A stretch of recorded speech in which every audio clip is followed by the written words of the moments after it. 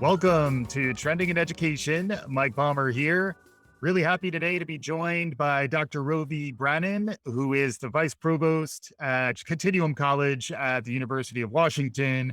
We're going to talk about the 60-year curriculum. We're going to talk about trends around adult learners and the future of everything. But before we get into that, I want to welcome Rovy to the show. Welcome to Trending in Education. Mike, great to be here. You've been doing some interesting work. We're going to be talking about what you have going on at Continuum College. Before we get to that, we always begin by hearing our guest's origin story. Spin us a yarn, tell us a tale. How did you get to this point in your professional life? Well, Mike, you're talking to somebody who should not be sitting here talking to you about higher education at all, and certainly shouldn't be an expert in anything. My high school counselor looked at me and said, Rovy, you shouldn't be thinking about a college future for yourself, right? Let's be realistic about your grades. You don't have good math scores. I remember being that junior in high school, sitting down, it was one of these where the line was down the hall. Everybody gets 15 minutes. I went in for my 15 minutes, and suddenly the future that I thought I had, which was, hey, I'll go to college like many of my peers, was just devastated in that moment. I have that story, by the way, it comes from a lot of fellow learners that I come in contact with. But I found my way back in. I was a heavy metal rock drummer and I played music, and our community college had a non-credit certificate program in audio engineering. And suddenly I realized with the right motivator, I could do math because you got free studio time for your band. And a couple of years later, based on that experience, I said, I need to go back to school, right? I had owned my own business at that point. I had worked for pizza delivery places. I had done lots of different jobs. My son had been born. It was time to really think more seriously about going back to school, but college was not for me. I knew that message had been ingrained in my head. So I'm sitting here in front of you today with my origin story saying, I shouldn't be here. And yet I found my way through a system that wasn't necessarily intended for adult learners, non-traditional learners. Thankfully, community college saved my life with that program, plus the basics that I needed to go back to school. Then I went to the University of North Carolina at Charlotte, began working at a museum, and really fell in love with the idea that people like me need an opportunity to be able to learn. So I got my master's degree in instructional systems technology, and there was this crazy new tech called the web. And I said, we can actually use this for learning. And so in the mid-90s, I built my first online classroom for the web with the intent of helping other adult learners who didn't think they could find the time to go back to school have time to go back to college.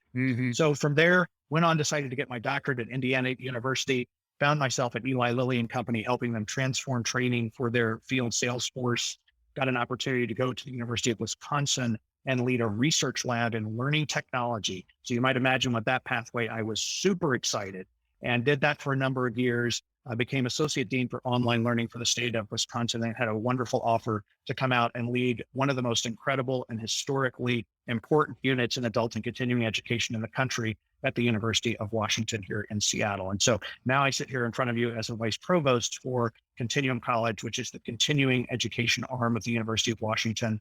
And this past year, we served more than 60,000 learners out of our office, adult and continuing education learners. So excited to be here. That's a little bit of my origin story, but it's an origin story that says I shouldn't be here in the first place, but I'm so excited that I am. And then it also kind of comes full circle in that the population who you're serving in many ways are different types of you. You were engaging throughout a long period of time there, dating back to the 20th century up through contemporary times, and then also looking ahead. One of the concepts that I've talked about briefly on the show is this idea of a 60-year curriculum and how continuing education, adult education, I was listening to Hall & Oates' Adult Education as my walk-up music. But as someone who's been thinking about lifelong learning and the fact that folks are getting to live longer and then are rethinking how do we learn outside of that brief 4 to 6, 8-year window, maybe at the beginning of your professional life, how do we think about learning across a much longer period of time? Can you catch us up a little bit on the concept of a 60-year curriculum and your take on it? Absolutely. First of all, thanks for helping to date me just a little bit. I never really thought of myself as having learned in the previous century, but that really does put a fine point on it for those of us in the Gen X category. We are still getting older, despite the fact that it always felt like we were the younger siblings of the baby boom generation in many ways. It's such a fascinating time, really, in higher education more generally. One of the big frames that's so exciting and interesting, but also generates some anxiety for people, is the fact that we are living longer and healthier lives. I know the pandemic has had an impact on that, I actually think that's going to be an accelerant because medical science is actually accelerating theory into practice as a result of the pandemic. So I think it'll be a temporary pullback. Mm. But if you look at a book called The 100-Year Life, Living and Working in the Age of Longevity by Grattan and Scott, they're from the London School of Economics, a really readable book. It will change your life. It'll change your perspective on life. Our 18-year-olds today have a better than 50% chance to live past 100. Many of them will live to 115, 120, 125 years old. Mm. And that can be either an exciting proposition or a really frightening and anxiety driving proposition, depending on how you view learning and aging. I think when we overlay on top of that the speed of change in society today, let's think about what we didn't have 10 to 12 years ago in mobile technology, and now project that change over 6 decades going forward for people. And you begin to say, is a 2 to 4 year knowledge inoculation from 18 to 22 for those privileged enough to be able to get it, which is the minority of our society today. Mhm. That is not in any way going to constitute enough education to be able to take you through what will be probably 3 and 4 careers. And I think we're on the front end of this in the Gen X generation. I'm on my third career. I know many people are 3 and 4 different careers, not jobs within the same career path, but really very different kinds of careers. And this is accelerating. And so we look at different careers, different opportunities. I like to say you might think someone at 40 that we and traditionally think there might be too old for a traditional higher education. You might think they have another 45 years to work. Right. Right. And so even if they had a 20-year career before that, shifting careers at 40 today, or especially as the current generation moves into that age group, it's really going to be part of the way we're thinking about the future. And so higher education is going to have to evolve and adapt to be prepared for this really exciting but challenging future if we stay the same in terms of how we operate today. Yeah. And then the type of work that people will be doing, how they engage with their professional lives, how they think about who pays them and what their professional identity is. Are they a company man or woman, or are they more of their own business or their own hustles going? There are a lot of changes that maybe are front and center when we think about 20-year-olds or 30-year-olds. But those changes are also impacting all of us across the full range of our lives. You had some thoughts on the great resignation and some of the broader shifts that have been happening around the workforce. Can you catch us up a little on your thinking there? Yeah, it's interesting to take a look. I think there are all the factors that you can see talked about everywhere around the great resignation, certainly remote work, or I don't want to come back because of the pandemic, or I've had an epiphany over the last 2 years as a person and I'm going to go pursue my passion. I think that's accelerated trends that were already happening prior to the pandemic. Mhm. It's interesting to look at this world, broadly speaking, of Web3, right? Whether that's, I think we can talk about crypto, you can talk about NFTs. I think you could talk about, as I've just been reading recently, about DAOs or DAOs or distributed autonomous organizations. And what's happening is most of that is not being taught in traditional schools or institutions. So learning systems are evolving on the fly through streaming individuals, creators, the entrepreneurs themselves becoming also teachers of how to use their technologies or their approaches to these things. So in some ways, we're not just seeing a potential secondary economic system evolving. We're seeing a secondary education system evolve, which is very fast, very flexible, based on reputational learning as much as the specifics of a credential coming from a specific place. I watch that as sort of a future indicator of what might be shifting more broadly in society. Even if there's an economic collapse that leads to some pullback in some of those areas, our economy is forever changed because these pieces are now a part of that. But part of what that's enabling is, I think, as you hear the reasons for the Great Resignation, I think one that's maybe not talked about a lot is people saying, you know what, I can have that lifestyle too. I don't have to have a boss anymore. I can have a really flexible lifestyle and make a decent living, maybe even get lucky and make a really good living if I buy the right board yacht, a NFT at the right moment and sell that for, tens of thousands or even millions of dollars. But even aside from those sort of lottery winner stories within the crypto world, a lot of people are really using this to build a portfolio lifestyle, change the way they think about work. And so what I think will happen is you'll have people, you were saying a company person, maybe working directly for the company.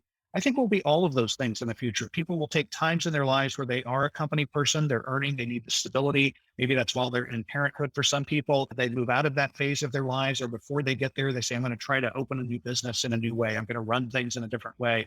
And what's interesting about that phenomenon that we're seeing in higher education is people are saying, I'm going to start a new business, not because I'm going to make $1 million or get wealthy off of it, because I want to learn something new Mm, that I can't learn by working for my current employer.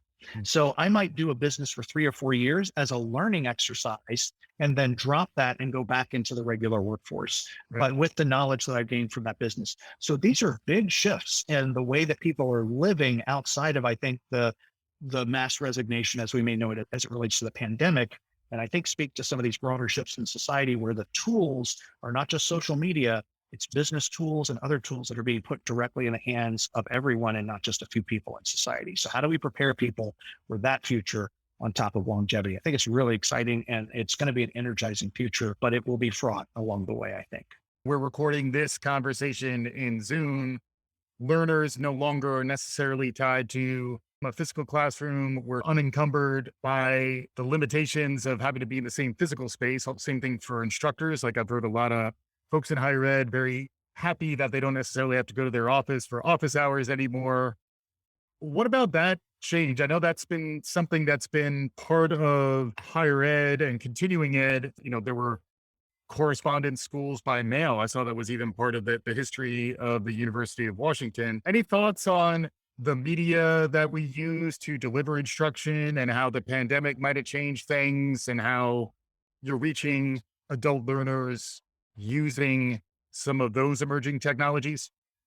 Yeah, I think adult learners have always been at the forefront in terms of advancing new technologies to the university because they learn at the back door of the university in many ways. And there's actually a very famous book by Charles Wiedemeyer, Learning at the Back Door, which is a seminal work from 1981. Some of the history of our field is in that space. Adult learners have always used different technologies than the mainstream, and our campuses were designed as finishing schools in many ways, a safe place for 18-year-olds to have a place to explore life and move forward. But adults don't necessarily need that same safe space. They may need the same education. And so correspondence schools, in many ways, radio-based education. We were the first in the state of Washington to deliver courses in Washington state using radio. And there are still books you can go find. They're wonderful books to go read if you think technology is going to save us about, oh my goodness, radio is the end of the university. It's going to reach everyone. Or then television, the same kind of mantra. And of course, now the internet, I think, is there. There are changes that are happening. And so it's interesting. As we already talked about, a Gen Xer focused on educational technology. And way back in the old days, maybe 5 years ago or 7 years ago, I would find myself just begging and pleading faculty to please think about teaching the non-traditional adult students. And teaching online was an anathema, low quality. I have, for the first time in my life, begun to hear from faculty being able to teach online is a human right. Mm, And I should be allowed to teach online because I need that flexibility as a human. So it is faculty are changing, professors are changing as well. They're beginning to see the freedoms of some of these things. What I would say about this, I think we need that flexibility to reach that person who can't come to our campus. We need that flexibility to reach people in their workplaces while they're working and providing professional development along the way and not thinking it's always going to be separate. But what we really need is the flexibility to help people learn when and where they best need to learn. And that will be different for each learner. And I think this is also where the workplace is evolving. And this is what we're talking about in our own workplaces. It's not just the conversation of full remote and fully in the office. It really is, what is the office really good for in terms of work? When do we want to come together and be in person together and work together and try to create? Sometimes that's when we're trying to create something new. For example, we find that to be better as we experiment in person. But then when we need to concentrate, maybe we're better off working independently. Education is going to see the same thing happen. There are going to be times where you might want an educational experience where you really want to be in person. It's interesting when we talk about people in the tech world here in Seattle, we sometimes hear, oh no, I don't want an online experience. I want to be in person. I spend my entire day on my computer and I want to socialize while I'm learning. And so really what I hope we see is a future evolving where we have the right education for each person at the right time in their lives. And that means like you could be an online learner at one time in your life, and then you really want to be in a generative space with other people learning together. or some other kind of learning experience. And so that's the future that I hope we see. And I think I see that evolving as we think about hybrid experiences, some people in the classroom, some people out, maybe some experiences where you're doing the didactic part or the lecture part online, but then you come together to do project-based learning. So that's kind of what we see evolving and happening, much like work. It's not going to be one thing or the other for any given audience, but it really will be, how do we blend all of these options together to meet people over these really long lifespans? Yeah. Yeah. The both and is coming in. One of the challenges that emerged in particular through the pandemic is the idea of the digital divide, and that some learners, or not even learners, but when we think about education, it's in the context of learning. Some folks just don't think that their smartphone or their library computer or their computer, if they have it, is a tool that they can use to learn from. And then others maybe don't have the same level of access for as full an experience through those online tools. I know access is a big part of your mission, and it is a place where these online tools are expanding access and addressing some of those gaps. But at the same time, some folks, maybe older learners or folks who have other challenges, really aren't being reached through online learning. I'd love to hear a little more about your perspective around access, the digital divide, and the role that continuing ed can play there. I think the pandemic has really highlighted the divides across society in so many ways, whether that's healthcare, whether that's access to the internet. And certainly, we have all heard stories across the country of students in poor areas that aren't well served by the current internet infrastructure, sitting in parking lots of libraries or parking lots of their schools, trying to get enough of a signal to be able to complete their online exercises. Really, in many ways, totally unable to use something like Zoom because there's not enough connected bandwidth. And it's interesting to see, and it was happening before, but I think it's also accelerating higher education institutions now beginning to talk about things like infrastructure beyond education, because we can't deliver the education communities need unless they have the infrastructure in place. And so I think the pandemic has highlighted that. I think we're seeing some renewed energy behind increasing those infrastructure capabilities in some of these communities. And so I'm hopeful that we will see improvements in the ability to provide access through digital means as people move forward. But just as I was saying a moment ago, I think this is why we can't rely on a single method or a single way of reaching everybody. We also know from research, for example, that in some cases, people who don't have a strong sense of schooling or education, and sometimes these are coming from low SES background families that don't have a lot of books in the home, that may not have access to computers in the home, for example, that they really benefit from getting into a face-to-face experience first and really connecting with human beings that help them see that they can make it and move forward. That's important to recognize, that just putting something on the internet is not going to suddenly create access for a lot of people. Yeah. When we think about the massive open online course aspect of what's happening in higher education, these are sometimes called MOOCs, massive open online courses. The data is really clear that the intent of higher education institutions was to create more access for more people by making these courses freely or low cost to many people. And what we're discovering is people who already understand and know how to go to college are the ones most likely to take advantage of these programs being put out by colleges and universities. Yeah. And so that's another divide. That's a digital divide. It's even knowing how to college, I call it, where college is a verb for the future. And we really talk about, how do we college going forward? How do we help people college in a better way, or go to college, be a part of this? And so there's a non-digital divide as well, but it's just an academic divide that we have to address. And by having digital technologies, the great thing we can do is we can create different kinds of pathways. Even if the education is not delivered that way, technology can actually highlight how people might find other ways to get to what they would hope to do in life. So it's not always through your four-year university. Right? It might be through your community college. It might be through a private provider at times. It might be that your employer has a great program that can help you take that next step. And what people don't have is real clarity and insight into that right now and across the board. So that's another divide, just knowing what's out there, knowing what's available, understanding that there's tremendous educational opportunity. Right now there's probably more educational opportunity today than there has ever been in this country for adult learners. And that's growing. But if you're not aware of that, that's also a divide. So I think we need the technological divide. We have an information divide that we need to make sure people that understand what they can get from this. And we have a cultural divide, right? And that's the even more difficult challenge, is that we have a growing cultural divide where some people really do understand the value and the benefits of college. And for other folks, it's seen as something that gets in the way, or it has a political motivator behind it. And we really can't afford to let that drive the way we perceive higher education in this country. We have to serve our entire country as we move forward. It's going to be essential. And our country is only one part of the globe. The entire globe needs this as well. But as we look at the United States, particular issues we're facing, and in some cases where those divides fall out along economics, you can then look, and right behind that is who's educated through higher education. So we really have to be mindful of that as we move forward. Yeah, I'll adopt that, colleging, just like adulting and brunching. I use all of those nouns as verbs, so why not colleging? I like it. And then the skills development and the challenges around skills gaps is another space that I know folks in continuing education are looking at, but it's also something that folks in the enterprise and in the workforce are looking at and thinking about. As someone who's right at that point of intersection between higher ed and the workforce and adult learners who are looking to advance or stay relevant, not lose ground in terms of their professional life and their prospects. What are your thoughts around the future of work and the skills gaps that are emerging nowadays?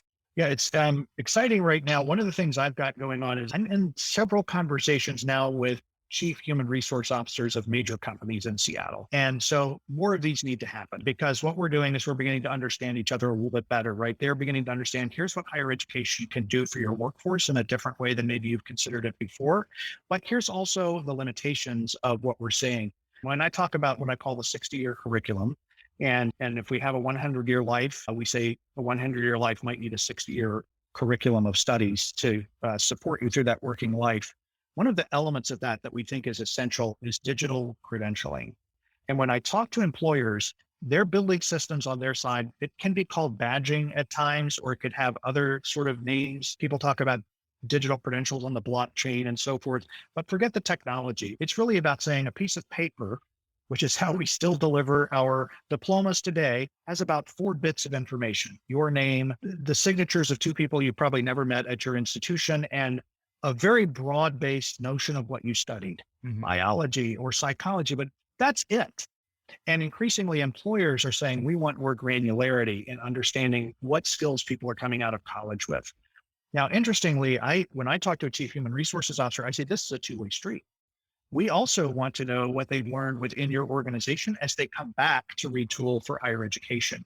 And so digital credentialing is a way of creating a more seamless set of pathways where institutions and employers can begin to speak to each other about employment opportunities and educational opportunities for the people in their organizations. Beyond that, for the learner, and I know this is only one aspect of digital credentialing, but it's an example of where I think the connectivity is in its infancy and how it will grow. This has tremendous benefits for the learner. When I get into conversations about digital credentialing as one example, it's almost always between higher ed and employers. But the real energy is, and there's some great tools, they're very early, they're not out there. I wouldn't say, hey, go download these if you want to try it now, they're coming. But for example, once your skills are digitally represented at a pretty small level, like, hey, this person knows how to do these 4 things really well. They know Python programming, for example. Then you can start using these databases which exist, which say, what are the hot skills that exist today?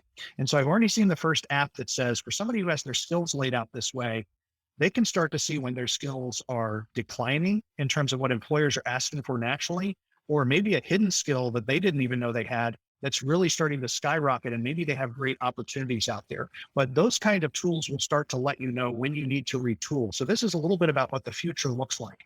But where we are today is everybody's trying to figure this out. Employers are trying to figure this out with higher education. We have companies that are working with us to try to work in between companies and large employers.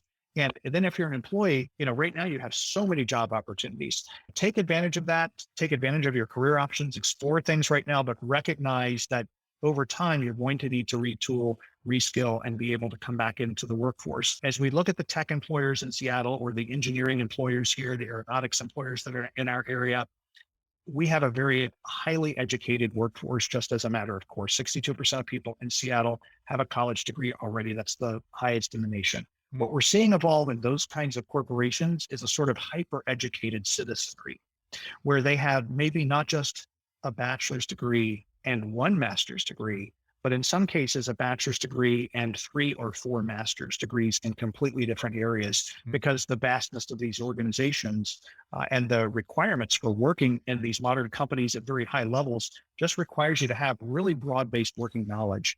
And whether it's certificates or master's degrees, people are going back and continuing to learn to be competitive, especially in these hyper-educated spaces that we see here. That's happening nationwide, but at a different level and at a different scale. So I think employers need higher education to be more responsive. Higher education need employers to make that a two-way street, so they're working to improve people's lives across the board. And then I think learners have to just be self-aware that they're going to have to manage this as they move forward in life. It's not just, hey, my employer's going to tell me when I need to go back to school, or my institution, but I need to really be managing this and understanding where my skill set sits today and when I need to go back and get some formal training and formal education. Yeah, I like that. And we're getting into more of a predictive, future facing frame here for the remainder of our conversation. On previous shows, I've talked a lot about saber learning, which is kind of like sabermetric in sports, where there's next gen analytics. I've seen that make it into my fitness routine. So Strava will show me how well I'm riding my bike. And I'm just waiting for this to emerge on the learning side, especially if it could connect to my own longer term goals. If I want to pursue a career in a different field, how do I start accruing competencies and adding them to my badges? And or if I have almost a complete fit for some role, but I'm just unaware of it. Right now, there's really a lack of transparency around this stuff, which is also why outreach to learners and developing a learning identity in all of us is something that is so critical. How do you reach folks who maybe aren't thinking about education or are turned off to it? Even tying back to your own origin story, how do we find those folks who maybe have strayed and get them feeling comfortable learning to trust the institutions that can give them the education that they need? How are you grappling with that these days? It's interesting. Marketing is often a dirty word at higher education institutions, especially state institutions. But what we're realizing is you have to really be savvy about how you market to people. What we want to do, of course, is we want to market to people in a way that's meeting their needs, not meeting the institution's needs. Letting them know it's not just employers, but individuals who have no idea in many cases that there's an adult and continuing education office at almost every university in the country. Mhm. Most of them are not as big as what we have at the University of Washington. We work nationally and globally, but many are very locally focused. But to even know to pick up the phone and say, let me call that group and see where I'm going. It's interesting you mentioned services, and I talked a little bit about the idea of an app that might notify you with your skills. So that's maybe a little bit future focused. Mhm. But I think what you're saying is absolutely right, because what we think is digital credentialing is one part of that picture of the 60-year curriculum. We think what we call the meta curriculum, which is all the stuff that you might take over the course of a lifetime. That's another piece. That's a big piece for us in higher ed to think about. But we began to say that learner services are also going to evolve in a different way. So at large institutions, we've already seen, for example, faculty used to do everything. Advising, they used to do, help the students get their dorm rooms. And now we have increasing specialists that do specialized advising. Advising is now breaking into subspecialties. So I have an enrollment services coaching team. I have a different retention team. This used to all be advising and it used to all be under faculty. We're seeing a differentiation of services that are necessary, because as you start to serve people across a longer life and a broader swath in a more equitable way, you have to have different services to meet their needs over time. Mhm. And so when you talk about future facing, I have a couple of things that we speculate could start to evolve over time. And it's exactly what you're talking about. So I've started to say, okay, great. We have somebody that can help you when you know you're ready. But should we have a learning concierge Mhm. who's always there, who you could turn to and say, is it time? What's happening? What's going on at the university today? And it might shock you, right? So right now you have to go find that out on your own, but having things that help make it easier for people to engage with us when they need to. Some of that will be automated, but a Yeah. lot of this is about a human connection, right? Making a human connection with people and helping them to understand how college can be for them today, how they can college, the system that they might have thought when they were 18 was not built for them in the same way I thought that way. The Mm. system has changed, and there are lots of ways into it that work for you. And you don't have to engage with the system in the way that makes you uncomfortable. There are lots of job training programs. There are lots of exciting ways now that you can look at how even major research universities, but certainly community colleges and regional universities are providing a lot of this programming.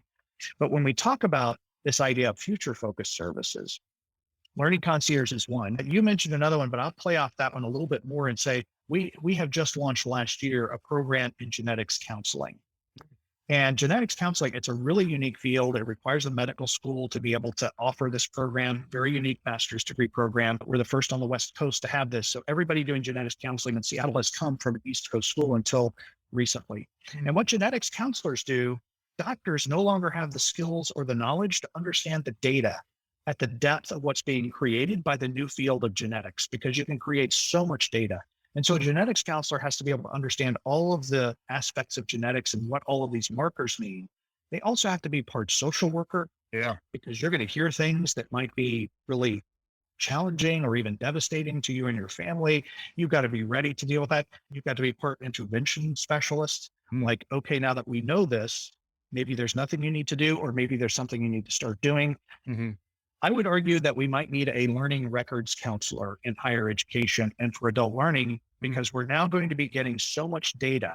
And we have so much data, we don't expose it today, but these new apps that we're talking about, I was saying to some of our folks, like, what if somebody sat down with you and said, do you realize that based on what we can see in your learning style, you might be more successful in approaching higher education from a more grounded perspective, or you might be in a better place if you started with a more theoretical perspective, because this is what you're trying to be able to do. And we could see in your learning data patterns that could influence a more successful outcome as we move forward. So I think future focus, there's going to be a lot of that data. A lot of that will hopefully be automated because people won't have the time to do that. But for the same reason we need genetics counselors, I think we're going to have people who can sit down and be part social worker, part technical bureaucrat, and part intervention specialist that can help people really make sense of the data they're going to have soon about the way they learn, what they've learned, how they've learned, and what opportunities are then in front of them as a result of what they already have in place. So that's an exciting, I think, future focused place.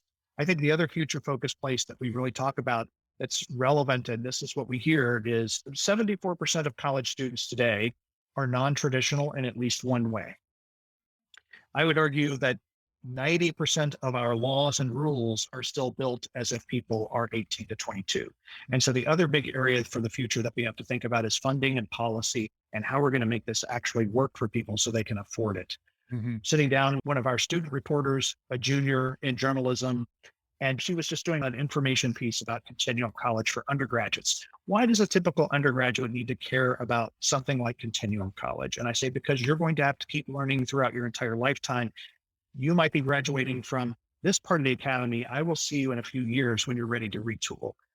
Much like the anxiety over a long life, this was not a happy conversation for this young woman. She was like, wait a minute. She dropped out of reporter mode and went into student mode and said, I can't even afford to pay for my senior year. Mm. And now you're telling me I've got to keep going back to school and retooling over a lifetime. So I think funding and how we think about funding and policy is going to be another big future direction here Mm. in the way we have to consider learning over a lifetime. It's not just 18 to 24, can't be a bolus amount of education in one place and all the money goes to that one place for someone's lifetime. But how are people going to come back and retool? It's going to be a new social compact between employers, government, and the learners themselves, right? We're going to have to find a different way. Some of it will be employer paid, some of it will be the government, and some of it, I think the individuals are going to have to be aware that it will be an investment, just like thinking about retirement or planning for your child's college. You need to plan for your own retooling over the course of a lifetime. So that's less exciting about the future, but I think it's absolutely critical for us to get to the future is to really look at the hard-nosed issues around the way the system operates today, make sure that's not preventing people from using some of the great new educational opportunities and the technologies that are evolving to really help people learn in this way. Fascinating stuff. Certainly got my wheels turning. One area we haven't talked about, I know you mentioned you're in Seattle. There's some big tech companies I hear maybe based out of Seattle. Big tech is another player that is part of this conversation, a player who's big enough that sometimes it plays with higher ed, sometimes it doesn't. Any thoughts in terms of those trends? They're also some of the bigger employers. What's Amazon doing? What's Google doing? What's Microsoft doing? Any perspective on the role that big tech might have in the future of adult education? we're seeing big tech really come to the table and want to have this conversation. And it's a pendulum, right? So I think let's really marry ourselves to higher education. Oh, wait a minute, we don't have enough talent. We've got to do it on our own. And then it's swinging back to say, wait, there's a sweet spot here that we really need to work at. I'm super excited about one of our programs. It's available now on the platform Coursera, which is a collaboration between us and Microsoft. And it is a different kind of program to go learn. It is a program from the head of the manufacturing artificial intelligence group at Microsoft, really designed to help people who work on the factory floor have agency in their work as it evolves with artificial intelligence. Mm. Now, this is the University of Washington working side by side with leading researchers at our own institution, but also at Microsoft to say the general public needs to understand where we're moving. And it needs to be done in a way that isn't just Microsoft training, but is done in a way that really has an institutional backing and some of the broader educational elements that we might put in there. But it's designed to scale. It can reach tens of thousands of people around the world because that's how many people need this education from Microsoft's perspective, given the way the world's evolving. So we're seeing that from other big tech companies. We have several other tech companies that are now seeing this. They're coming to us with similar kinds of programs in different areas where, hey, here's this space that we need to really have education engage with us in so that people can become savvier about how they can use these tools either in their healthcare, in their workplace, in their own personal lives. There's a marriage happening with big tech, I think, in higher ed in some spaces around how we help educate the population better. What I love about this is so much of this is about empowering people and not just taking the tech and saying, let's teach you, let's train you to the tech. But this Microsoft approach that we're talking about, how do we help people co-evolve the technology in a way that works for them and works better for them versus saying it's here to replace you and take your jobs. Mm. So I think that's an important part of what I see tech doing. The other thing is for their own employee base, really critical. Some of them are moving away from the degree. They're really pushing on the idea of digital and micro-credentialing and some of these spaces. So they may be moving faster than other organizations, though I would encourage people to look at what Walmart has done in the digital credentialing space. Absolutely impressive. Every single job at every store now is credentialed down to the level of independent skills, and they can train people toward that. Very impressive. But the tech companies are still really leading and pushing on the kinds of systems and approaches that I think companies are going to need to really be able to integrate this into their employee hiring workflows. So I think the tech companies will lead in those spaces. They may lead also in pushing sort of our idea of innovative ways to work with their own workforces. But then I think they also have this role in educating, like how they're beginning to educate populations about technology is also. So really in all those spaces, we're working in combination with tech companies, not just tech, but other companies as well. And I think that's going to continue to evolve. So I hope that pendulum stays about where it is today, where we're really starting to work together between higher education and business in new ways to find ways to help educate more people and create a really robust pipeline of talent for these companies and create great opportunities for the learners and employees. Awesome. Fantastic stuff from Dr. Rovy Branon, the Vice Provost at Continuum College at the University of Washington in Seattle. As we're concluding here, folks need to walk away from this conversation with some takeaways. Katie, sum things up. What did we talk about? What are some actionable takeaways, ideas that people can chew on as this conversation comes to its close? Yeah. So first of all, we're all going to need to retool and re-educate. I think that's really critical. When I have a problem on my computer, there's usually a 12-year-old on YouTube that tells me how to fix it. That's one way of learning. But we're all going to need formal education, and we're going to need it at different times in our lives than we've expected it before. You have to be an agent in that for yourself. So you really have to look out for yourself in terms of where your skills are and what you might be able to do going forward. Be very active as a learner in your employer situation as well. Ask your employer. Don't be afraid to ask your employer. How can you help develop me? What are the internal programs? What do you support externally? Really be active in that because your development is yours to own. And that's really critically important. Understand that higher education today, over the last 10 years, has exploded with options for adult learners.